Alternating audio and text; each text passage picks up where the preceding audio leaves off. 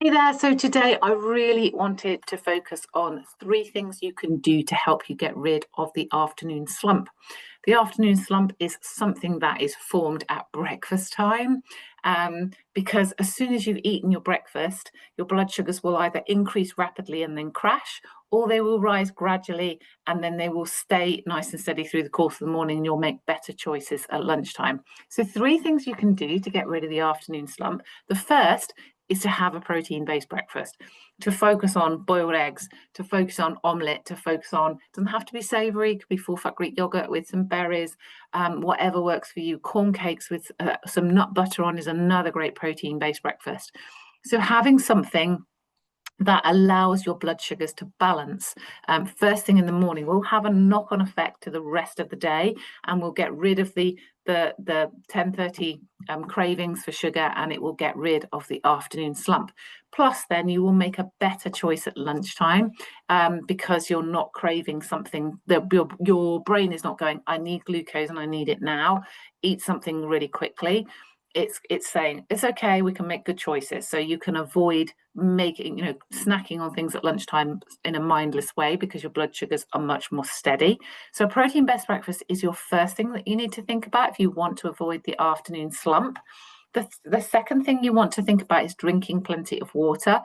None of us drink enough water, but by being hydrated, we have a lot more energy and we make much better choices. So break your day up into 4 quarters and make sure you're drinking 500 mils of water in each of those quarters. That's a great way of getting more hydration into you, more water into you.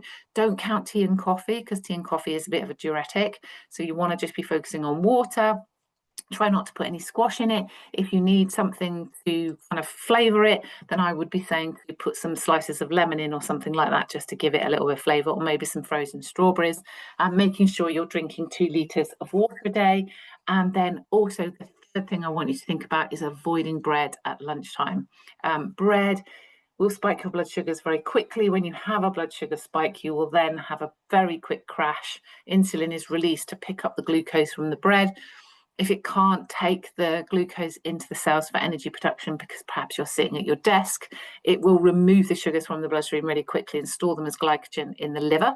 And when it removes them really quickly, you have a blood sugar crash, and that is when you get the afternoon slump. Big symptom of the afternoon slump is not being able to focus, maybe feeling a bit thirsty, wandering around, not really actually achieving anything, and then craving sugar to try and give you that artificial energy lift back up. It might be in the form of a caffeinated drink, it might be in the form of a fizzy drink, whatever it is, or it could be a bar of chocolate. But that afternoon slump is very much formed as a result of your habits through the course of the morning. What you're having for breakfast, how much water you're drinking, and then what you're having at lunchtime. And if it's bread related, then a sandwich related, it is going to cause you the afternoon slump. So those are 3 simple things that you can do to help you reduce the impact of the afternoon slump. If you want my free guide, 5 ways to avoid the afternoon slump, I'll put it in the comments below and you can download it. There's some other tips in there as well that will help you to manage that afternoon slump issue that can be so detrimental for some people. So anyway, those are 3 things you can do to help you avoid the afternoon slump. I'll speak to you soon. Take care. Bye-bye.